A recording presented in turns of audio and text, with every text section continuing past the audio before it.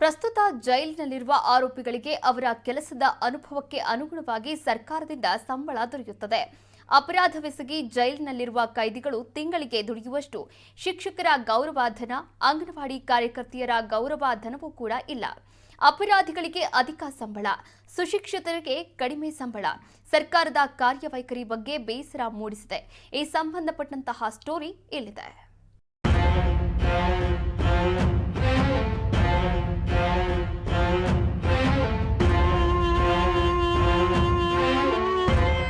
ಅತ್ಯಾಚಾರದ ಆರೋಪಿಗೆ ಶಿಕ್ಷಕರಿಗಿಂತ ಹೆಚ್ಚು ಸಂಬಳ.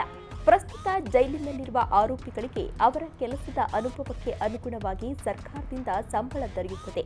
ಕರ್ನಾಟಕದಲ್ಲಿ ಕೈದಿಗಳಿಗೆ ಸುಮಾರು 524 ರೂಪಾಯಿ ಪ್ರಾರಂಭಿಕ ಹಂತದ ಸಂಬಳವಾಗಿದ್ದು, ಇದು ಶಿಕ್ಷಕರ ಗೌರವಧನ, ಅಂಗನವಾಡಿ ಕಾರ್ಯಕರ್ತೆಯರ ಗೌರವಧನ, ನರೇಗಾದ ಉದ್ಯೋಗ ಖಾತ್ರಿಯಡಿಯಲ್ಲಿ ಕೆಲಸ ಮಾಡುವಂತಹ ಕಾರ್ಮಿಕರ ಸಂಬಳಕ್ಕಿಂತಲೂ ಹೆಚ್ಚಿದ್ದು ಸರ್ಕಾರದ ಕಾರ್ಯವೈಖರಿಗಳ ಮೇಲೆ ಬೇಸರವನ್ನು ಮೂಡಿಸ್ತಾ ಇದೆ.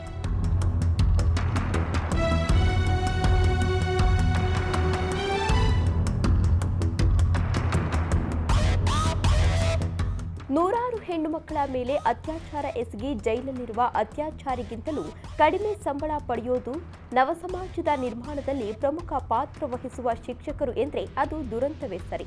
ಕರ್ನಾಟಕದಲ್ಲಿ ಅತಿಥಿ ಶಿಕ್ಷಕರಾಗಿ ಕಾರ್ಯನಿರ್ವಹಿಸ್ತಾ ಇರುವ ಶಿಕ್ಷಕರಿಗೆ ಪ್ರಾಥಮಿಕ ಶಾಲೆಯಲ್ಲಿ 12,000, ಪ್ರೌಢಶಾಲೆಯಲ್ಲಿ 12,500 ಹಾಗೆ ಪದವಿ ಪೂರ್ವ ಕಾಲೇಜಿನಲ್ಲಿ 14,000 ಗೌರವಧನ ನೀಡ್ತಾ ಇದ್ದು, ಇದು ಜೈಲಿನಲ್ಲಿ ಕೆಲಸ ಮಾಡುವ ಕೈದಿಗಳಿಗಿಂತ ಕಡಿಮೆ ಇರುವಂತದ್ದು ವಿಷಾದನೀಯ.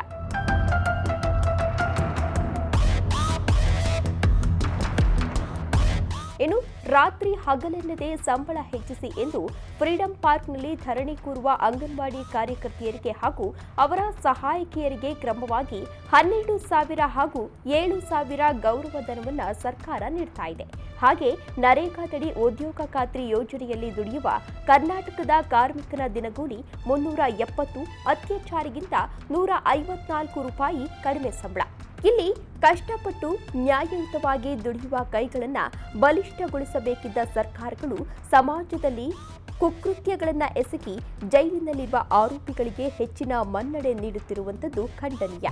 ಆದಷ್ಟು ಬೇಗ ಈ ಕುರಿತಂತೆ ಸರ್ಕಾರ ಒಂದು ಉತ್ತಮ ನಿರ್ಧಾರವನ್ನು ಕೈಗೊಳ್ಳಬೇಕೆನ್ನುವುದು ಕರ್ನಾಟಕ ನ್ಯೂಸ್ ಬೀಟ್ನ ಆಶಯವಾಗಿದೆ.